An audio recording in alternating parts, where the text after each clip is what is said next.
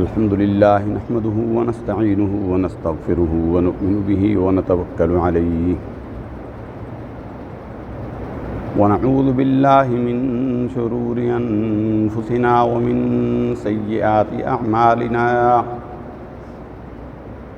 من يهده الله فلا مضل له ومن يضلله فلا هادي له ونشهد أن لا إله إلا الله وحده لا شريك له ونشهد أن سيدنا وسندنا ونبينا وحبيبنا وشفيعنا محمدا عبده ورسوله أما بعد فقد قال الله سبحانه وتعالى في القرآن المجيد والفرقان الحميد أعوذ بالله من الشيطان الرجيم بسم الله الرحمن الرحيم يا أيها الذين آمنوا إذا نودي للصلاة من يوم الجمعة فاسعوا إلى ذكر الله وذروا البيع ذلكم خير لكم إن كنتم تعلمون فإذا قضيت الصلاة فانتشروا في الأرض وابتغوا من فضل الله واذكروا الله كثيرا لعلكم تفلحون وإذا رأوا تجارة أو لهوا انفضوا إليها وتركوك قائما قل ما عند الله خير من اللهو ومن التجارة والله خير الرازقين صدق الله مولانا العلي العظيم وبلغنا رسوله النبي الكريم ونحن على ذلك لمن الشاهدين والشاكرين والحمد لله رب العالمين وقال الله سبحانه وتعالى في مقام آخر في شان حبيبه مخبرا وآمرا أعوذ بالله من الشيطان الرجيم إن الله وملائكته يصلون على النبي يا أيها الذين آمنوا صلوا عليه وسلموا تسليما اللهم صل على سيدنا ومولانا وحبيبنا وشفيعنا محمد وعلى آل سيدنا ومولانا وحبيبنا وشفيعنا محمد بعدد كل ذرة 100,000 مرة وبارك وسلم وصل عليه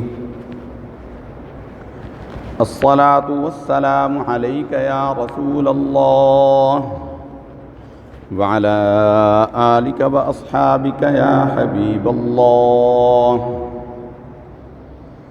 الصلاة والسلام عليك يا شفيع المذنبين وعلى آلك وأصحابك يا خاتم النبيين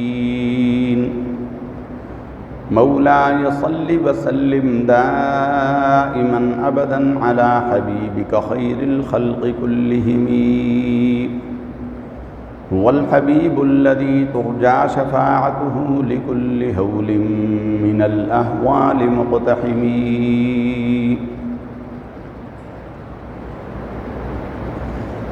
اللہ تعالیٰ کی حمد و ثنا اور اس کے حبیب پاک صاحب الاولاق تاجدار مدینہ سرور قلب و سینہ سرکار دو عالم نور مجسم حضرت سیدنا احمد مجتبی محمد مصطفیٰ صلی اللہ تعالی علیہ وآلہ وسلم کے دربار گہربار میں ہدایہ درود و سلام کے بعد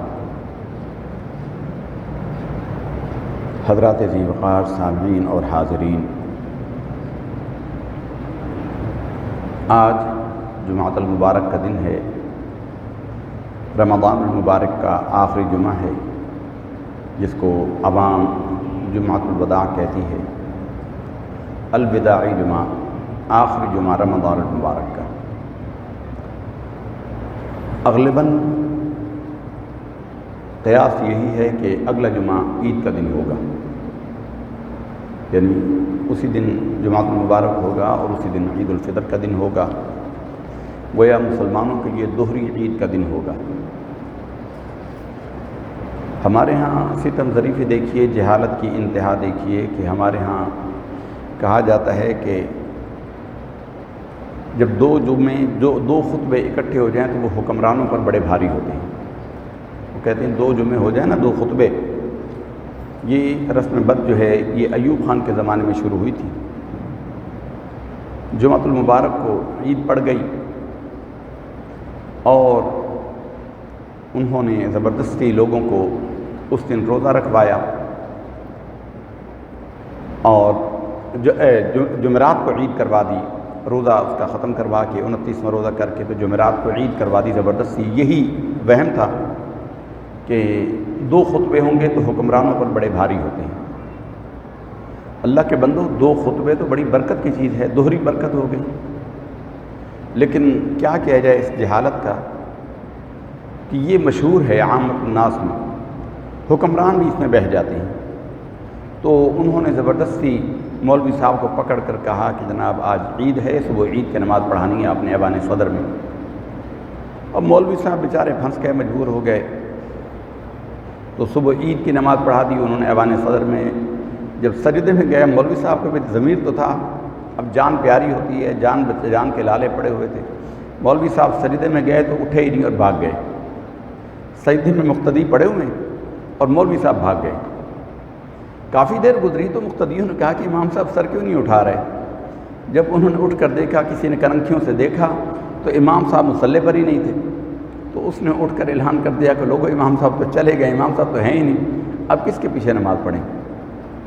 تو یہ جہالت ہے ہمارے ہاں کی بہت زیادہ۔ یہ بڑی برکتوں کا دن ہوتا ہے، دوہری برکت اکٹھی ہو جاتی ہے۔ حضور نبی کریم صلی اللہ علیہ وسلم کے زمانہ مبارک میں حجۃ الوداع کے دن میں جو حج ہوا تھا، جو سرکار نے حجۃ الوداع فرمایا تھا، وہ بھی جمعے کے دن پڑا تھا۔ 9ویں ذی الحج تھی، یوم عرفہ تھا، جمعۃ المبارک کا دن تھا، اور حضور نبی کریم صلی اللہ علیہ وسلم پر یہ آیہ مبارکہ نازل ہوئی، الیوم اکملت لکم دینکم واتممت علیکم نعمتی ورضیت لکم الاسلام دینا۔ آج کے دن میں نے تمہارے لیے تمہارے دین کو مکمل کر دیا اور اپنی نعمت تم پر تمام کر دی، اور تمہارے لیے دین اسلام کے اس دین ہونے پر راضی ہو گیا۔ رب نے فرمایا، جب یہ آیت نازل ہوئی اور مسلمانوں نے پڑھی تو ایک یہودی نے امیر المؤمنین حضرت سیدنا عمر فاروق رضی اللہ تعالیٰ عنہ سے کہا کہ اے مسلمانوں، تمہاری کتنی خوش قسمتی ہے کہ اللہ تعالیٰ نے تمہیں یہ انعام فرمایا، اپنی نعمت مکمل کر دی۔ اللہ کی قسم، اگر یہ نعمت ہم پر مکمل ہوتی، اگر یہ نعمت ہمیں عطا ہوئی ہوتی، ہم اس دن کو عید کا دن بنا دیتے۔ تو حضرت عمر فاروق رضی اللہ تعالیٰ عنہ نے فرمایا کہ ہاں، ہمارے لیے وہ دوہری عید کا دن تھا، تو ایک عید مناتا نا، ہم 2 عیدیں مناتے، ہمارے لیے 2 عیدیں ہیں۔ ایک یہ کہ یہ جمعۃ المبارک کا دن ہے، جس کو نبی کریم صلی اللہ علیہ وسلم نے ارشاد فرمایا ہے کہ یوم الجمعہ مسلمانوں کے لیے یوم العید ہے، عید کا دن ہے جمعۃ المبارک۔ ایک عید کا دن جمعہ ہونا اور ایک اللہ تعالیٰ کا یہ انعام ہونا کہ اللہ نے ہم پر دین اسلام کو مکمل کر دیا، دین کا اکمال کر دیا، اور اللہ تعالیٰ ہم پر دین اسلام کے لیے راضی ہو گیا۔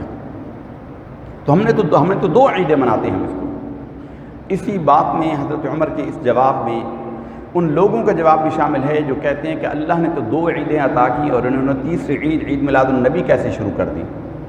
حضور نبی کریم صلی اللہ علیہ وسلم نے فرمایا کہ ہر جمعہ مسلمانوں کے لیے عید کا دن ہے، اور امیر المؤمنین عمر فاروق رضی اللہ تعالی عنہ، جن سے شیطان بھاگتا ہے، جس کے لیے اللہ کے نبی نے فرمایا کہ الحق ینطق یجری علی لسان عمر، کہ حق جو ہے عمر کے لسان پر جاری ہوتا ہے، عمر کی زبان سے حق بولتا ہے، اور فرمایا کہ ان الشیطان لیفر من عمر، کہ شیطان عمر کے راستے سے بھاگتا ہے۔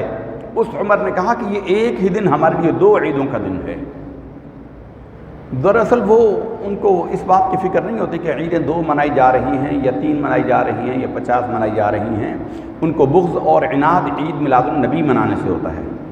اس کا اظہار وہ اس لبادے میں کرتے ہیں کہ دیکھو جی اللہ کے نبی نے تو 2 عیدیں عطا کی، حضور نے تو سال کی 52 عیدیں عطا فرمائیں، 52 جمعے سال بھر کے اسلامی سال میں 52 جمعے، اور 52 جمعے عید ہیں مسلمانوں کی، 52 عیدیں تو حضور نے فرمائی ہیں، تو تم یہ کیسے کہتے ہو کہ 2 عیدوں کے علاوہ تیسری عید نہیں؟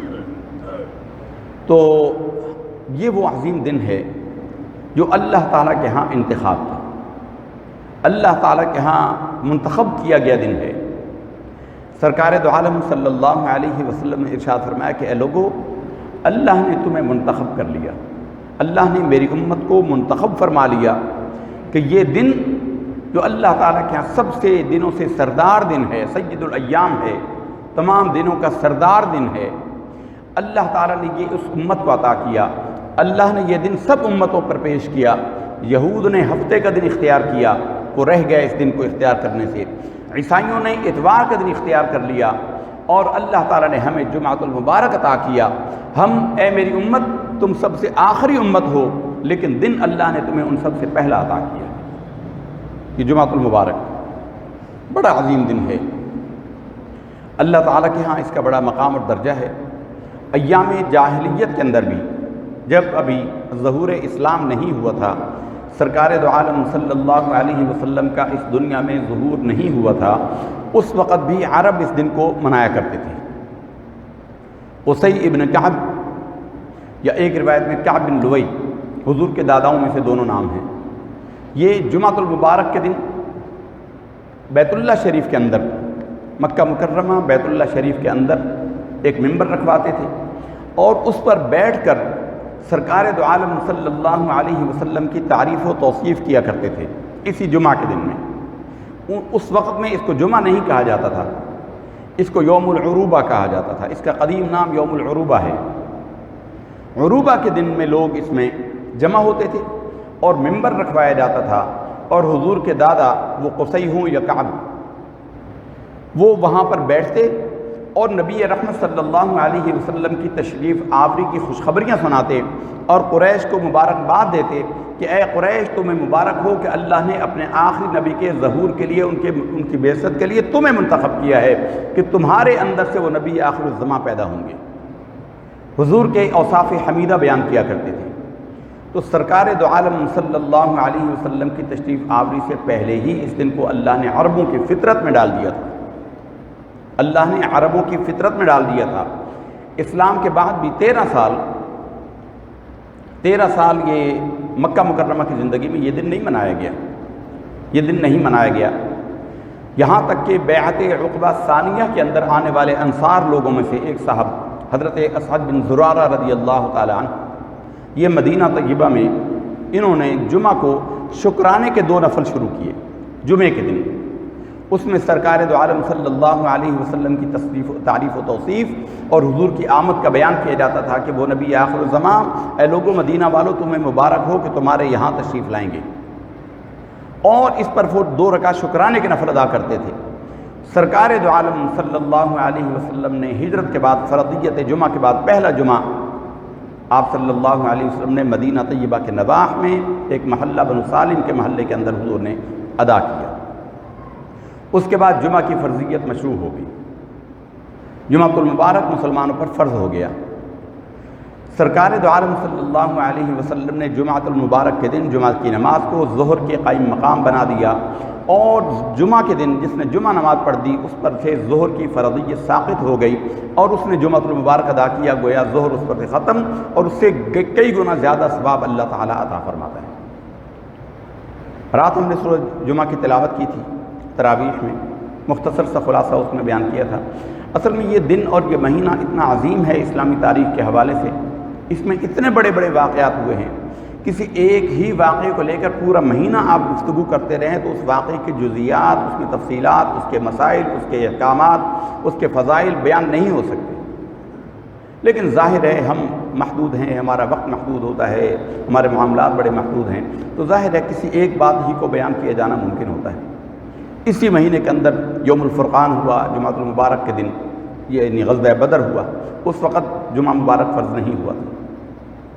تو سرکار دو عالم صلی اللہ علیہ وسلم نے اسی مبارک مہینے کے اندر یوم بدر منایا گیا، یوم بدر ہوا، غزوہ بدر ہوا۔ اسی مہینے میں فتح مکہ بھی ہوا، دنیا کی عظیم ترین فتح، اس سے عظیم فتح کبھی نہیں ہوئی، اور اسلام پورے آب و تاب کے ساتھ عرب میں، اور پھر اطراف عرب میں، پھر عالم اطراف و اکناف میں، پھر کل عالم میں اسلام کا ظہور ہو گیا۔ یہ بھی رمضان المبارک میں ہوا۔ ام المؤمنین سیدتنا خدیجہ الکبریٰ رضی اللہ تعالیٰ عنہ کا وصال بھی اسی مہینے میں ہوا۔ حضرت ام المؤمنین سیدتنا عائشہ صدیقہ طیبہ طاہرہ رضی اللہ تعالیٰ عنہ، ان کا وصال بھی رمضان المبارک میں ہوا۔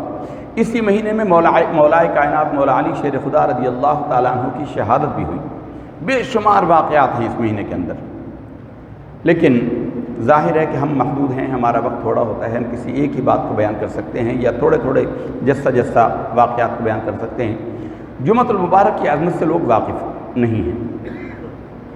جمعۃ المبارک وہ دن ہے، سرکار دو عالم صلی اللہ علیہ وسلم نے اس دن کی اہمیت کو یوں بیان کیا کہ کسی نے بغیر عذر شرعی کے لگاتار 3 جمعے چھوڑ دیے پڑھنا، 3 جمعے نہ پڑھا تو اللہ تعالیٰ اس کے قلب پر غفلت کی مہر لگا دیتا ہے، اس کا شمار غافلین میں کر دیا جاتا ہے۔ اس دن کی اہمیت کا اندازہ یوں لگائیے، اور اللہ تعالیٰ کو اس دن کے اندر لوگوں کا جمع ہونا اتنا محبوب ہے کہ فرمایا کہ جب جمعہ کے دن ہوتا ہے تو مسجد کے دروازوں پر اللہ تعالیٰ فرشتوں کو مقرر فرما دیتا ہے، اور ان سے کہتا ہے کہ جو مسجد میں پہلے آئیں ان کے لیے ایک اونٹ کے ذبح کرنے کا ثواب، صدقہ کرنے کا ثواب اس کے لیے لکھ دیں۔ ایک اونٹ کا ثواب لکھا جاتا ہے۔ پھر اس کے بعد آنے والوں کے لیے فرماتا ہے کہ ایک گائے کے قربان کرنے کا ثواب لکھا جائے۔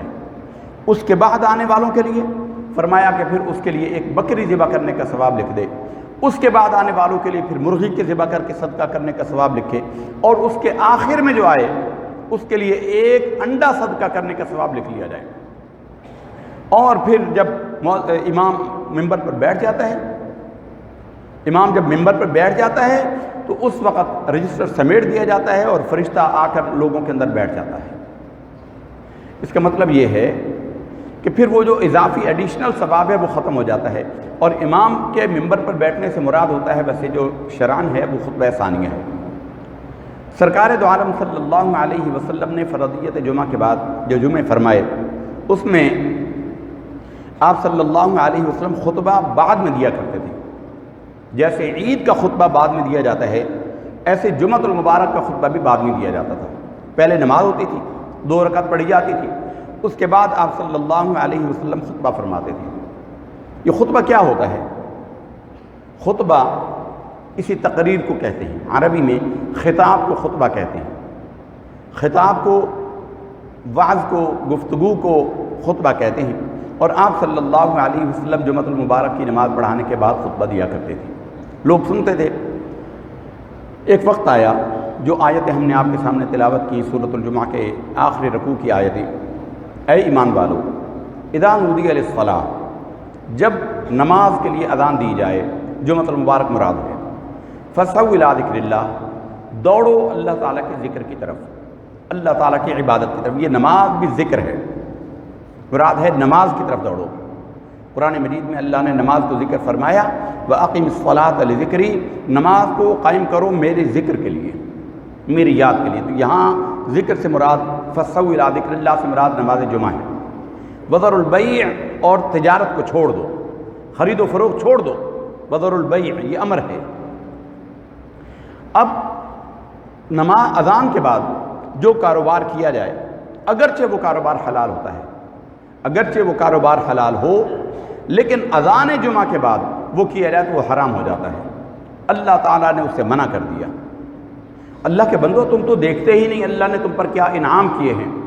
سابقہ امتوں کے اندر جو ان کا عبادت کا خاص دن ہوتا تھا، اس دن اللہ تعالیٰ نے ان کے لیے کاروبار دنیا حرام کیا ہوتا تھا۔ ان کے لیے، یہودیوں کے لیے ہفتے کا دن کاروبار کرنے کا دن نہیں ہے، پورا دن وہ عبادت میں گزاریں، اور عیسائیوں کے لیے اتوار کے دن سارے کا سارا دن عبادت کے لیے مخصوص ہے، اس میں وہ کوئی اور کاروبار نہیں کر سکتے۔ اللہ نے اس امت پر یہ انعام کیا، سرکار کے صدقے میں گھنٹے 2 گھنٹے کی بات ہوتی ہے، اذان جمعہ جب ہو جائے فَصَوْا إِلَىٰ ذِكْرِ اللَّهِ، دوڑو اللہ کے ذکر کی طرف، وَذَرُوا الْبَيْعَ، تجارت کو چھوڑ دو، ذَلِكُمْ خَيْرٌ لَكُمْ إِن كُنتُمْ تَعْلَمُونَ، یہ تمہارے حق میں بہتر ہے اگر تم اس بات کو جانو۔ تو اس میں اذان جمعہ سے کیا مراد ہے؟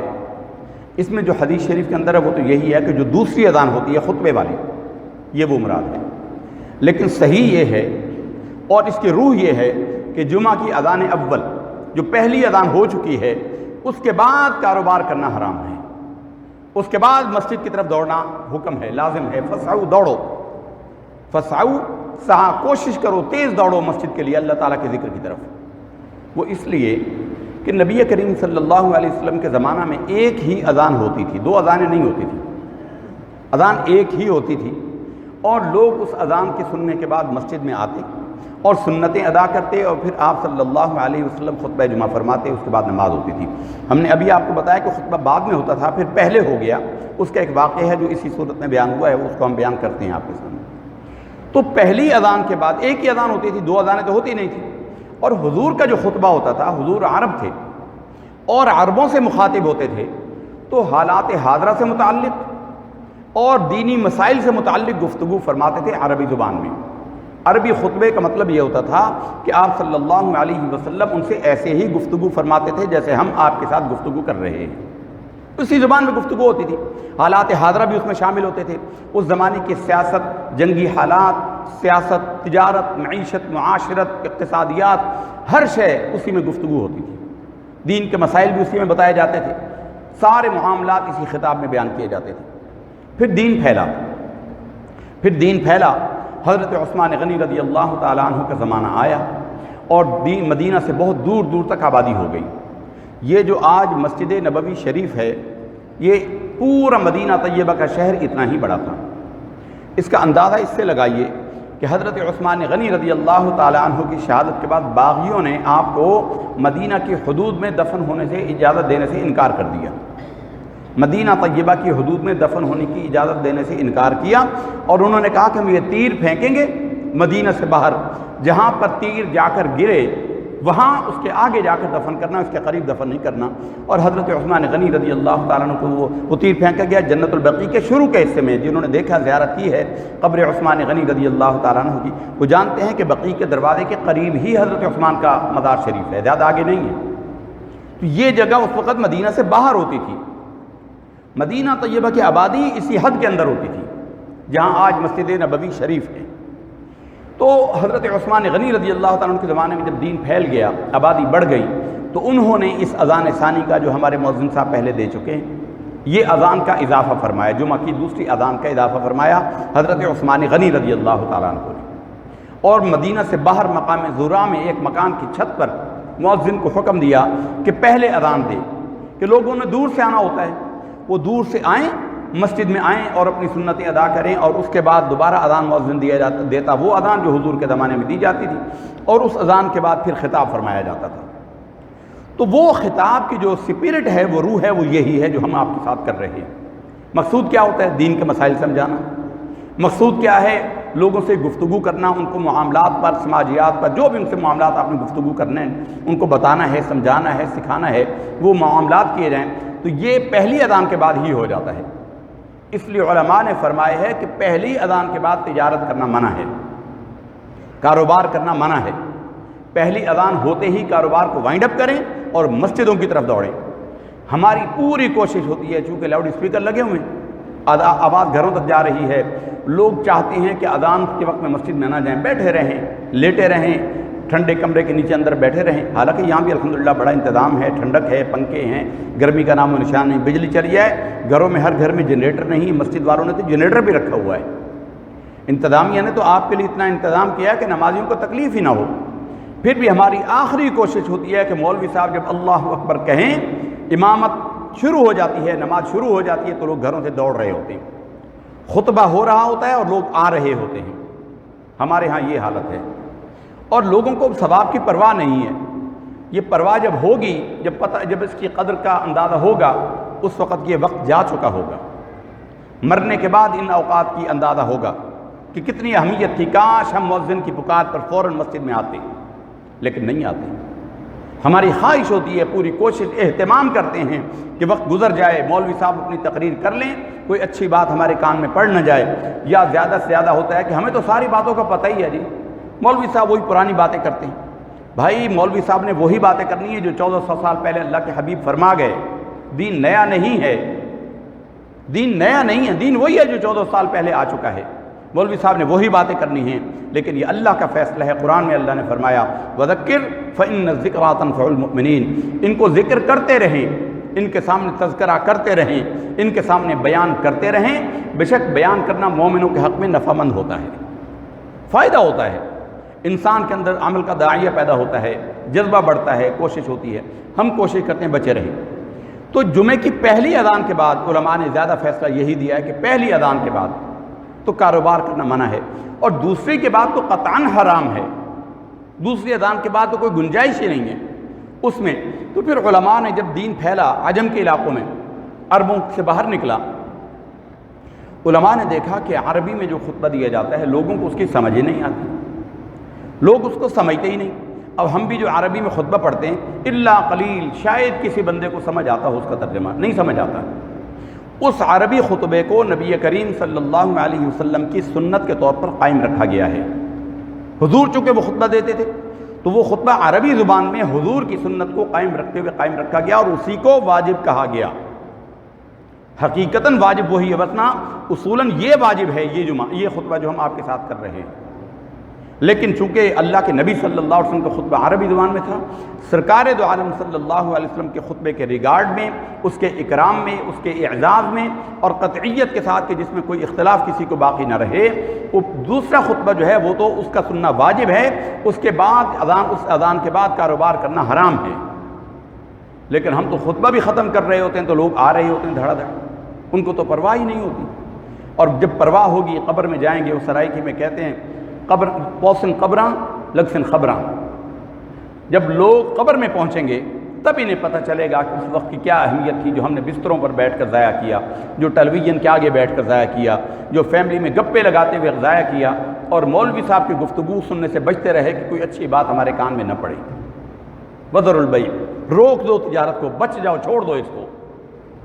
ذالکم خیر لکم ان کنتم تعلمون۔ اب سرکار دو عالم صلی اللہ علیہ وسلم نے ایک مرتبہ مدینہ طیبہ میں خطبہ ارشاد فرمایا، جمعہ پڑھایا۔ جمعے کے بعد آپ صلی اللہ علیہ وسلم کھڑے ہوئے خطبے کے لیے۔ تو اس دوران مدینہ میں مال کی، کاروبار کی بڑی کمی تھی، خشک سالی تھی یا تنگی تھی، بہت تنگی کے زمانے تھے، اور اس زمانے میں اتنے بڑے بازار نہیں لگتے تھے۔ ضروریات زندگی کے چھوٹے موٹے سامان کی تجارت تو ہوتی تھی، لیکن بڑا سامان جو ہوتا تھا وہ خاص دنوں میں قافلہ جب کبھی شام سے آتا، دو بڑے قافلے عربوں میں آتے تھے، ایک شام سے ایک یمن سے، یہ بڑے قافلے آتے تھے دوسرے ممالک سے، تو وہ بڑا سامان لے کر آتے تھے۔ تو وہ اسی طرح جیسے ہمارے ہاں جمعہ بازار لگتا ہے، اتوار بازار لگتا ہے، اس زمانے میں مدینہ طیبہ میں یہ وہاں لگتا تھا، اور اس کی اصل بھی ہمارے مدینہ طیبہ سے ہی ملتی ہے۔ تو سرکار دو عالم صلی اللہ علیہ وسلم کے صدقے میں اللہ نے اس امت پر یہ انعام کیا کہ تم 2 گھنٹے، گھنٹہ ڈیڑھ 2 گھنٹے کی بات ہوتی ہے، اس دوران کاروبار سے رک جاؤ۔ فَإِذَا قُضِيَتِ الصَّلَاةُ، جب نماز کو ادا کر چکو، جب نماز سے فارغ ہو جاؤ، فَانْتَشِرُوا فِي الْأَرْضِ، زمین میں پھیل جاؤ، وَابْتَغُوا مِنْ فَضْلِ اللَّهِ، تمہیں اللہ نے اجازت دی ہے اذان جمعہ سے پہلے بھی تجارت کرو اور اذان نماز جمعہ کے بعد بھی تجارت کرو۔ وَابْتَغُوا مِنْ فَضْلِ اللَّهِ، اللہ کے رزق کو تلاش کرو۔ وَابْتَغُوا مِنْ فَضْلِ اللَّهِ ذَلِكُمْ خَيْرٌ لَكُمْ إِن كُنتُمْ فَإِذَا قُضِيَتِ الصَّلَاةُ فَانْتَشِرُوا فِي الْأَرْضِ وَابْتَغُوا مِنْ فَضْلِ اللَّهِ ذَلِكُمْ خَيْرٌ لَكُمْ إِن كُنتُمْ تَعْلَمُونَ، یہ تمہارے حق میں بہتر ہے اگر تم اس بات کو جانو۔ پھر سرکار دو عالم صلی اللہ علیہ وسلم نے اسی طریق پر جمعہ پڑھایا۔ جمعہ پڑھانے کے بعد آپ صلی اللہ علیہ وسلم خطبہ دینے کے لیے کھڑے ہوئے۔ اب خطبے کے تفصیلی احکامات اور جمعے کے تفصیلی احکامات ابھی ظاہر نہیں ہوئے تھے، بیان نہیں کیے گئے تھے۔ اب مسلمان ابھی نئے نئے مسلمان ہوئے تھے، ان کو پورے تعلیمات نہیں تھی۔ اب جب کسی کو کسی بات کا پورا پتہ نہ ہو، جیسے کوئی ہمارے ہاں نو مسلم ہو، نیا مسلمان ہو، اب وہ مسلمان ہو گیا لیکن ابھی اسے وضو کا پورا طریقہ پتہ نہیں، نماز کا پورا طریقہ پتہ نہیں، اس سے کوئی عمل میں کمی ہو جائے، کوتاہی ہو جائے تو کیا اس کو ملامت کیا جائے گا؟ کیا اس کو کوئی برا بھلا کہے گا کہ تو برا ہے؟ ہمارے ہاں بدقسمتی یہ ہوئی کہ ان صحابہ کرام کے بھی وہ نئے نئے مسلمان ہوتے، جمعہ نیا نیا فرض ہے، تفصیلی احکامات جاری نہیں ہوئے، اور سرکار دو عالم صلی اللہ علیہ وسلم خطبے کے لیے کھڑے ہوئے اور تجارتی قافلہ مدینہ میں آ گیا۔ مدینہ طیبہ میں باہر سے ایک تجارتی قافلہ آیا اور مسجد نبوی کے قریب کھلے میدان میں انہوں نے ڈھول بجانا شروع کر دیے، انہوں نے اعلان پیٹنا شروع کر دیا کہ لوگوں قافلہ آ گیا، جس نے سامان خریدنا ہو وہ آ جائے، جس نے سامان خریدنا ہو وہ آ جائے۔ اعلان ہو گئے، اور وہ جو لوگ خطبہ سن رہے تھے اب انہیں اندازہ نہیں تھا کہ خطبے کی اہمیت کیا ہے۔ اب وہ دوڑے وہ سامان لینے کے لیے کہ ہمارے جانے سے پہلے سامان ختم نہ ہو جائے، وہ سامان خریدنے کے لیے چلے گئے۔ انہوں نے سمجھا ہم نے نماز پڑھ لی ہے، بڑا کام ہمارا ہو گیا ہے، اب یہ خطبہ ہے، اس کی اہمیت کو انہیں پتہ نہیں تھا، ابھی اعلان نازل نہیں ہوا تھا۔ وہ تجارت کا سامان خریدنے کے لیے نکلے۔ وَإِذَا رَأَوْا تِجَارَةً أَوْ لَهْوًا انفضوا إِلَيْهَا وَتَرَكُوكَ قَائِمًا۔ اور اے حبیب صلی اللہ علیہ وسلم، جب انہوں نے یہ اعلانات سنے، جب ڈھول تاشے کی آوازیں سنی، تجارتی قافلے کی آمد کی آوازیں سنی، تو یہ آپ کو چھوڑ کر، آپ قیام میں تھے، آپ کھڑے ہو کر خطبہ دے رہے تھے اور یہ آپ کو چھوڑ کر بھاگ گئے۔ فرمایا کہ قُلْ مَا عِنْدَ اللَّهِ خَيْرٌ مِّنَ اللَّهْوِ وَمِنَ التِّجَارَةِ، فرمایا کہ جو کچھ یہ تو آپ کے پاس ہے، جو اللہ کے پاس ہے، یہ ان کے حق میں بہتر ہے۔ جس کو چھوڑ کر یہ بھاگے تھے جس کام کے لیے، وہ تجارت کے سامان سے، دنیا کے سامان سے بہتر تھا۔ وَإِذَا رَأَوْا تِجَارَةً أَوْ لَهْوًا انفضوا إِلَيْهَا وَتَرَكُوكَ قَائِمًا قُلْ مَا عِنْدَ اللَّهِ خَيْرٌ مِّنَ اللَّهْوِ وَمِنَ التِّجَارَةِ، تمہاری اس تجارت سے، تمہاری ان آوازوں سے، ڈھول تاشوں سے وہ آواز بہتر تھی، وہ چیز بہتر تھی جو اللہ کے ہاں تمہارے پاس ہے، تمہارے لیے۔ وَاللَّهُ خَيْرُ الرَّازِقِينَ، اور اللہ بہترین رزق دینے والا ہے، اللہ بہترین رزق دینے والوں میں۔ اب وہ صحابہ کرام جب لوگ گئے تو چند صحابی بچ گئے، 8، بعض نے کہا 11، بعض نے کہا 13، بعض روایتوں میں مختلف اعداد۔ یہ لوگ بیٹھے رہے خطبے کے لیے، باقی چلے گئے۔ تو حدیث شریف میں ہے سرکار دو عالم صلی اللہ علیہ وسلم کو ان کے جانے پر بڑا رنج ہوا۔ آپ صلی اللہ علیہ وسلم نے فرمایا کہ اللہ کی قسم، اگر تم سارے لوگ چلے جاتے، اگر کوئی بھی نہ بچتا، سارے لوگ چلے جاتے تو اللہ تعالیٰ تم پر سے آسمان پر ایسا عذاب نازل کرتا کہ تمہاری شکلیں مسخ کر دیتا۔ ہمارے زمانے کے بعض ظالم جو ہیں وہ ان جانے والے صحابہ کو معاذ اللہ کہتے ہیں کہ وہ منافق تھے، وہ کہتے ہیں منافق تھے، حضور کو ممبر پر چھوڑ کے چلے گئے۔ بھائی ابھی احکامات نازل نہیں ہوئے تھے، لوگوں کو خطبے کی اہمیت کا پتہ نہیں تھا، اس کی اہمیت کا، یہ واجب ہے، خطبہ جمعہ سننا واجب ہے۔ ہمارے ہاں تو لوگ ہم دیکھتے ہیں، ہم خطبہ شروع کر چکے ہوتے، لوگ آتے ہیں اور آ کر سنتیں پڑھنا شروع ہو جاتے ہیں۔ خطبہ وہ سنت ہے اور خطبے کا سننا واجب ہے، خطبے کا سننا واجب ہے۔ ہاں کوئی پہلے سے سنتیں پڑھ رہا ہے، اس کے لیے اجازت ہے کہ وہ جلدی جلدی اپنی نماز مکمل کر لے، جب امام خطبہ شروع کر دے تو وہ جلدی جلدی اپنی نماز مکمل کر کے خطبے کو خشوع و خضوع کے ساتھ سنیں۔ لیکن آ کر شروع کرنا یہ غلط ہے، یہ مکروہ تحریمی ہے، یہ وہ اپنی طرف سے بڑی نیکی کر رہے ہیں۔ تمہیں سنتیں پڑھنے کی اتنی فکر ہے تو ذرا جلدی تشریف لے آؤ۔ تمہیں کس نے روکا ہے؟ شیطان تمہیں پہلے روکے رکھتا ہے، تمہارا نفس تمہیں روکے رکھتا ہے، اور جب امام صاحب کی طرف سے تم خطبے کی آواز سنتے ہو تو دوڑتے ہو اور پھر آ کر بڑی نیکی دکھاتے ہو اور سنتیں شروع کر دیتے ہو۔ خطبہ شروع ہونے کے بعد سنت شروع کرنا مکروہ تحریمی ہے، سنت ہے اور خطبہ جمعہ واجب ہے۔ تو سرکار دو عالم صلی اللہ علیہ وسلم کے صدقے میں اللہ نے اس امت پر یہ انعام کیا، اور جمعہ المبارک کا خطبہ آپ صلی اللہ علیہ وسلم نے اس کے بعد جمعہ کی نماز سے پہلے دینا شروع کیا، یعنی جو اب مشروع ہے، جمعے کا خطبہ پہلے ہوتا ہے، نماز بعد میں ہوتی ہے۔ آپ صلی اللہ علیہ وسلم اس امت پر اتنے رحیم و شفیق تھے، آپ نے کہا کہ پھر کبھی ایسا ہو اور نئے دین میں داخل ہونے والے آئیں اور ان کو مسائل کا پتہ نہ ہو اور وہ ایسا کر بیٹھیں تو کہیں اللہ کا عذاب نہ آ جائے۔ تو آپ صلی اللہ علیہ وسلم حریص علیکم بالمؤمنین الرؤوف الرحیم عزیز علیہ ما عنتم، تمہارا مشقت میں پڑھنا اللہ کے نبی کو بڑا گراں گزرتا ہے۔ ماں کو اولاد کی تکلیف پر وہ تکلیف نہیں ہوتی جو اللہ کے نبی کو اپنی امت کی تکلیف پر تکلیف ہوتی ہے۔ عزیز علیہ ما عنتم حریص علیکم، بڑی چاہت رکھتے ہیں تمہاری، بالمؤمنین رؤوف الرحیم، مومنوں کے حق میں رؤوف الرحیم ہے۔ تو جمعۃ المبارک کا خطبہ سننا واجب ہے۔ جمعہ کو جمعہ کہا ہی اس لیے جاتا ہے کہ اس میں لوگ جمع ہوتے ہیں، یہ جمع کیے جانے کے عمل سے جمعہ نکلا ہے۔ آپ کو بیان کیا گیا کہ سب سے پہلے اس کا نام یوم العروبہ تھا۔ جمعۃ المبارک اس دن ہوا جب اسد بن زرارہ نے مدینہ طیبہ میں جمعہ کی شکرانے کے طور پر 2 رکعتیں پڑھانا شروع کی، اور اس سے پہلے رسول اللہ صلی اللہ علیہ وسلم کی تشریف آوری، آپ کی تعریف و توصیف پر گفتگو کرتے تھے، خطبہ دیا کرتے تھے۔ پھر جمعہ ہو گیا، نبی کریم صلی اللہ علیہ وسلم سے پوچھا گیا جمعۃ المبارک کی فضیلت کا، تو آپ صلی اللہ علیہ وسلم نے فرمایا کہ بڑا فضیلت والا دن ہے، یہ سید الایام ہے، تمام دنوں کا سردار ہے۔ یہ وہ دن ہے جب تمہارے باپ آدم کی مٹی کو اللہ نے جمع کیا۔ ہم نے بیان کیا کہ جمعۃ المبارک جمع کرنے کے عمل سے نکلا ہوا لفظ ہے۔ تمہارے باپ آدم کی مٹی کو جمع کیا، زمین کے چاروں حصوں سے، کالی مٹی، زرد مٹی، سفید مٹی، سیاہ مٹی، ساری کو جمع کیا۔ سب مٹیوں کو جمع کر کے آدم علیہ السلام کی مٹی کو گوندا گیا، جمع کیا گیا، اس لیے سے جمعہ کہا جاتا ہے۔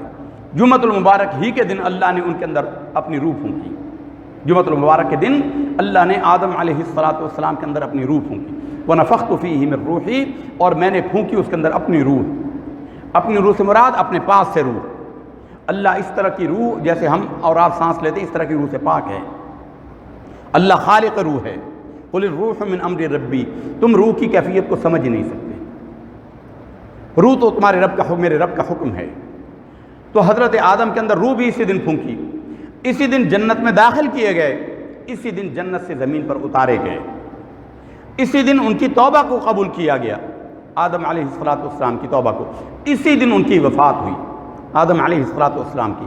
جمعۃ المبارک ہی کے دن اللہ تعالیٰ نے طوفان نوح سے حضرت نوح اور ان کے قوم کو نجات عطا فرمائی۔ جمعۃ المبارک کے دن بہت عظیم عظیم واقعات ہوئے۔ حضرت ابراہیم علیہ السلام پر اللہ نے آگ کو ٹھنڈا کیا، کونی بردم و سلام علی ابراہیم، اے آگ ٹھنڈی اور سلامتی والی ہو جا ابراہیم پر۔ یہ جمعۃ المبارک ہی کا دن تھا۔ وہ آگے پھر اور تفصیل ہے کہ وہ عاشورہ محرم تھا، مہینوں کے اندر باقی الگ باتیں ہیں، دن جمعہ کا تھا۔ بنی اسرائیل کو فرعونیوں کے مظالم سے اللہ نے نجات جمعہ کے دن دی، 10 محرم تھی لیکن دن جمعہ کا تھا۔ تو سرکار دو عالم صلی اللہ علیہ وسلم نے اس دن کی فضیلت کو بیان فرمایا اور فرمایا کہ دنیا کا سب سے عظیم واقعہ، سب سے بڑا واقعہ، اذا وقعت الواقعہ لیس لوقعتها کاذبہ، واقع ہونے والا واقعہ ہو گیا، ماضی کے صیغے سے اللہ نے بیان کیا۔ قیامت ابھی آنی ہے لیکن اللہ نے ماضی کے صیغے سے بیان کیا۔ قرآن مجید کا یہ اسلوب ہے۔ دل کرتا ہے قرآن مجید پر بات کرنے کے لیے، انشاءاللہ ختم قرآن ہمارے ہاں 29 کو ہوتا ہے۔ قرآن مجید کی عظمت کے حوالے سے، قرآن مجید کے مضامین کی تفصیل کے حوالے سے انشاءاللہ 29ویں شب کو بیان کریں گے۔ 27ویں کو پروگرام ہوگا، وہ میلاد کمیٹی کرے گی اپنا انتظام، اور اس میں شب قدر کے حوالے سے بات ہوگی انشاءاللہ 27ویں کو، غالباً اتوار کو پڑے گی جی، 27ویں اتوار کو پڑے گی، آج 24 ہے تو 27ویں رات غالباً اتوار ہی کو پڑے گی۔ تو شب قدر کے حوالے سے اس دن گفتگو ہوگی، اور قرآن مجید اللہ تعالیٰ کا عزت والا کلام، جس کے ذریعے اللہ سب کو عزت عطا فرماتا ہے۔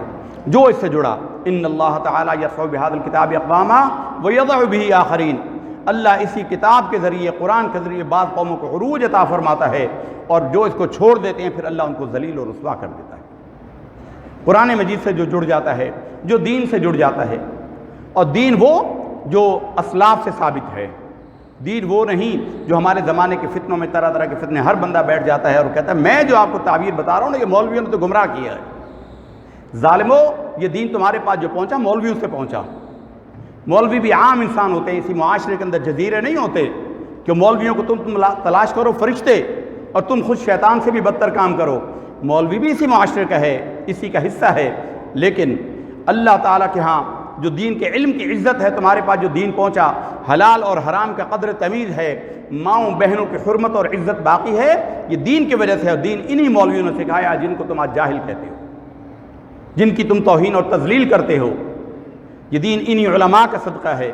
بشری کمزوریاں ان کے ساتھ بھی ہیں، ان میں بھی غلطیاں ہوں گی، لیکن دین کا جو حصہ تمہارے پاس پہنچا یہ انہی مولویوں سے پوچھا ہے، جو آج تمہیں بیٹھ کر سوشل میڈیا پر بیٹھ کر کہتے ہیں فلاں مولوی جاہل ہے، فلاں مولوی بتاتے نہیں ہیں، فلاں مولوی بتاتے نہیں ہیں۔ ہم تمہیں بتاتے ہیں، ظالم، تیرے پاس جبریل امین نہیں آیا، جبریل امین اللہ کے نبی پر آیا ہے، اس لیے اللہ کے نبی کو پتہ تھا قیامت سے پہلے کیا فتنے آئیں گے۔ حضور نبی کریم صلی اللہ علیہ وسلم نے فرمایا ان ھذا العلم الدین، یہ دین کا علم ہے۔ فانظروا عمن تاخذون دینکم، بس تم غور کرو، توجہ رکھو کہ تم دین کس سے حاصل کرتے ہو۔ امام حسن بصری نے مسلم شریف کی حدیث ہے، حسن بصری فرماتے ہیں کہ الاسناد من الدین، اسناد دین کا حصہ، دین کی بنیاد ہے سند۔ لولا الاسناد لقال من شاء ما شاء، جس کے پاس سند نہیں ہے اس کا جو دل چاہتا ہے وہ کہتا ہے، جو دل چاہتا ہے تعبیر کرتا ہے۔ آج تو تمہیں سب سے زیادہ پسا ہوا طبقہ مولویوں کا نظر آتا ہے، آج تو تم سب سے زیادہ مولویوں کی ہی باتیں کرتے ہو۔ کرو، مولوی تم سے کسی اجر کی امید نہیں رکھتا۔ مولوی اگر وہ مولوی ہے، لفظ مولوی کا مطلب ہی کیا ہے غور تو کرو۔ مولوی کا مطلب ہے مولا والا، مولوی کا مطلب ہی مولا والا ہے۔ جو مولوی لوگوں کی باتوں سے پریشان ہو جائے وہ مولوی ہے ہی نہیں۔ تم گالیاں دو، جو مرضی کہو مولوی کو، اللہ کے ہاں جو اس کا مقام ہے، ذرا سا اس کی کوئی چیز قبول ہو گئی، اللہ تعالیٰ کے ہاں امام محمد بن حسن شیبانی رحمۃ اللہ تعالیٰ علیہ امام اعظم کے شاگرد ہیں، ان کو قیامت ان کو دیکھا گیا خواب میں۔ حالانکہ بہت سارے واقعات مابعد قیامت ہونے ہیں، لیکن دنیا میں اللہ تعالیٰ نے عالم تمثیل کے طور پر ان کو بیان کروایا ہے، دکھایا ہے۔ امام محمد بن حسن شیبانی رحمۃ اللہ تعالیٰ علیہ کو دیکھا گیا، رب کے حضور حاضر نے پوچھا، اے امام اللہ نے کیا کیا؟ کہا اللہ نے بڑا احسان کیا۔ پوچھا کیا ہوا؟ آپ دین کے بڑے خدمت گزار تھے، اللہ نے بڑی قدر کی۔ کہا کہ نہیں، جب لوگوں کا حساب ہونے لگا اللہ نے مجھے کہا کہ ادھر کھڑا ہو جا، اے محمد بن حسن یہاں کھڑا ہو جا۔ اب سب کا حساب ہو رہا ہے اور میں ڈر رہا تھا۔ امام محمد بن حسن شیبانی کہتے ہیں میں ڈر رہا تھا کہ سب کو کھڑا کر کے ان کا حساب ہو رہا ہے، میرا نہیں ہو رہا۔ لگتا ہے چونکہ اللہ نے مجھے علم عطا کیا تھا بڑا کڑا حساب ہوگا۔ اور یہ سچ ہے کہ جو جان کر دین کے علم کو بیچے، دین کے علم سے پیسہ کمانے کی نیت کرتا ہو، دین کو بیچنے والا ہو، اس کے لیے بڑا سخت وعید بھی ہے، اس کے لیے بڑا سخت عذاب بھی ہے۔ تو فرمایا کہ میں ڈر رہا تھا کہ شاید مجھے علم بہت اللہ نے عطا کیا ہے، اب اس کا حساب بڑا شدید ہوگا۔ جہنمیوں کو اللہ نے ایک طرف کر دیا، جنت کو ایک طرف کر دیا، اور پھر اللہ کی رحمت میری طرف متوجہ ہوئی۔ اللہ کا خطاب ہوا، اے محمد تم نے کیا سمجھا کہ ہم نے جو تجھے یہاں کھڑا کیا الگ کر کے، کیا اس لیے تو سمجھ رہا تھا کہ ہم تجھے رسوا کریں گے؟ اگر ہم نے تجھے رسوا کرنا ہوتا تو تجھے دنیا میں دین کا علم دیتے ہی نہیں۔ ہم نے آج تجھے یہاں اس لیے کھڑا کیا ہے تاکہ ان دنیا والوں کے سامنے تیری عزت کا، تیری عظمت کا اظہار کر دیں۔ ہم نے تیرے علم کی بدولت جا تیری بے حساب بخشش فرما دی ہے۔ تو مولوی اگر لوگوں کی باتوں سے گھبرانا شروع ہو جائے تو مولوی نہیں ہے۔ مولوی کا تو مطلب ہی ہے مولا والا۔ آپ جو مرضی کہیں، لیکن آپ کے گھر میں اگر حلال حرام کا کوئی تمیز ہے نا تو وہ اسی ٹوٹے پھوٹے مولوی کی وجہ سے ہے، انہی ممبر کے وارثوں کی وجہ سے ہے، انہی ممبر کے وارثوں سے۔ تم جو مرضی کہو، کسی کے لیے کچھ کہہ دے، کوئی کسی کے فلاں جی لالچی ہے، فلاں میں یہ عیب ہے، تمہیں وہ نظر آئیں، تم ان کے پیچھے نمازیں بھی پڑھو اور ان کی برائیاں بھی کرو، خوب کرو خوب کرو۔